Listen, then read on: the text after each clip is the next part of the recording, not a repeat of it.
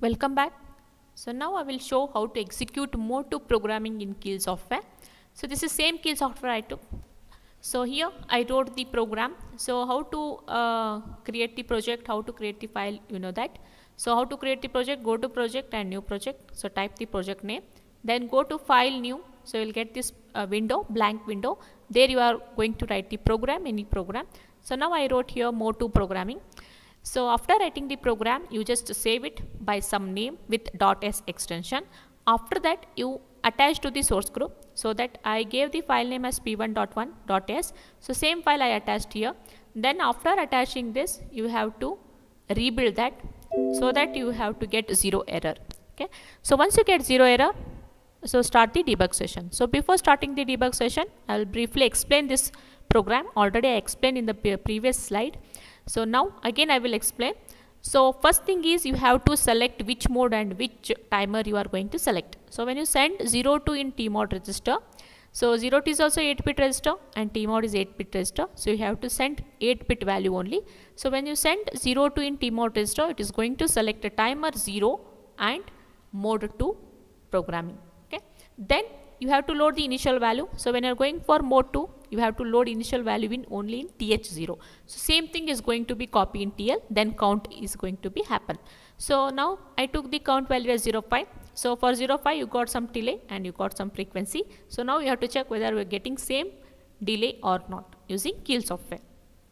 So after that I used p1.0 for toggling purpose. So to toggle I used the instruction called cpl, means 1010 toggling is going to be happen. Then after that I have to start the timer. So to start this timer, the instruction is set bit b. So here I used for timer 0, so it is a tr0. So now whatever the value which is loaded in TL0, that start counting up. Okay.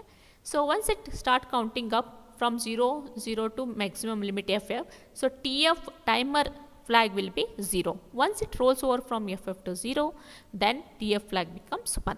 So once it becomes 1, whatever the value which is present in th, it will send a copy to TL. Okay, then the TL will be loaded with original value which is present in th. Then you want to do the same process, you have to clear the TF flag. So for that the instruction is what?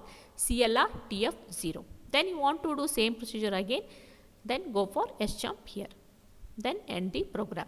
So now after writing the program, after once you get the 0 error, go for debug session. So here there is a shortcut option, that is for start bar stop debug session. Click here. Okay.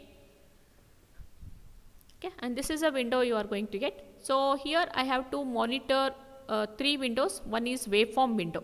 So this is a waveform window. Already I selected port P1. Okay, you know how to select ports. Then you have to select a timer bar counter window, then port window. So to select timer bar counter window and port window, you have to go for peripherals. So go to peripherals, select a timer, and which timer you use to write the program, that is timer 0. So this is a timer bar counter. So by default it will be a mode 0, that is 13-bit, and by default it will be timer programming. Then you can see tmod is 0, th is 0, tl is 0, timer flag is 0, tr is 0, and gate is 0. So gate will be 0 when you go for software. Next, open the port window. So I am using p1.0, so I will select port 1. So by default all values in the ports, you can take any ports, p0, p1, p2, p3. By default all values will be ff, that is means all bits will be high, means all bits are acting as an output port. Okay. So whenever you want to use as an input port, you have to clear that bit or entire ports. Okay. Next, this is a waveform window. Already I selected p1. So if you want to select ports using waveform window, go to setup. So here there is an insert option. Go to that insert option, type the port and then select that port and then close the window. Okay. So next, already it is a P1. So I used P1 only in the program. So let it be. So now I will start executing. So first I will show the stepwise. So then I will go for entire run operation. So you can see the waveform. Even in stepwise also you can see the waveform. Whether you want to go for run program, you can see the waveform. So first I will show stepwise so that clearly you can see the values are changing in registers and ports. Okay, and even in waveform window. So first When I select this, by default the mode is 13-bit. So now it becomes a mode 2, that is 8-bit auto reload. So you can see 8-bit auto reload because it is execute first instruction. Okay. Then here you can see the TH is 0. So once I execute this instruction, TH becomes 05. TH becomes 05, and same thing is going to be copied in TL register. Then here you can see port P1.0 is high. So once I select this one, it becomes 0 because complement is done. Then I have to start the timer. So for starting the timer, you can see here the TR value becomes tick. Okay. Then I have to monitor TF until it becomes high. So when it becomes high, when the TL value rolls over from FF to 00. So you can see the changes, and also you see the waveform. Okay.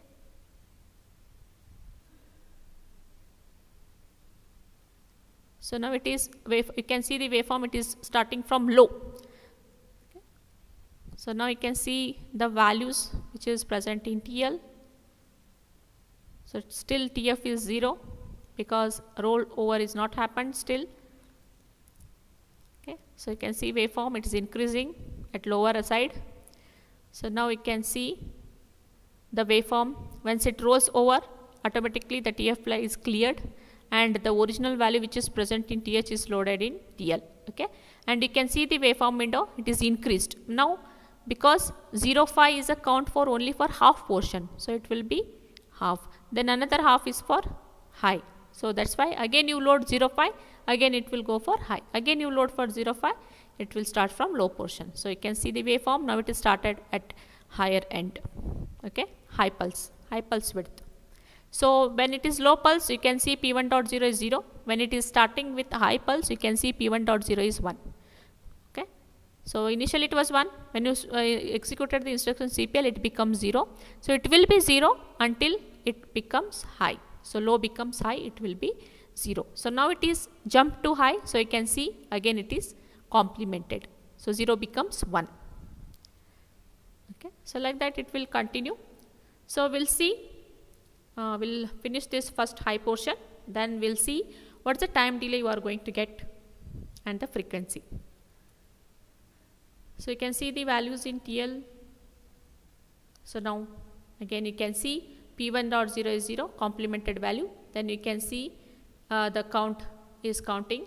So you can see the waveform. Now it is shifted to lower portion. So now we'll measure. So this is the initial value you have to set to 0 second. So for half pulse, the value you are going to get, it is 0.272 millisecond. So when you convert it to microsecond, it is 272 microsecond. So if you see here in PPT, I told that, so for this same program, for half pulse width, it is 272.33 microsecond. Then for high, it is 554.67 microsecond. Same thing you are getting. So 272 millisecond means 270.272 millisecond means 272 microsecond. This is for high pulse for 05 initial count.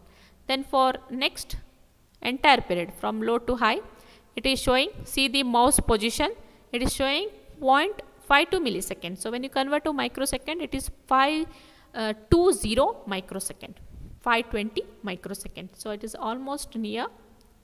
So it is 54467 when you calculate using this initial count. So in practical, you are going to get 520 microsecond. Okay. So like that you have to get. So you want continuous waveform, directly you go for debug run. So here you can see the waveforms. Okay. So like this you have to execute for any timers and any modes. Thank you.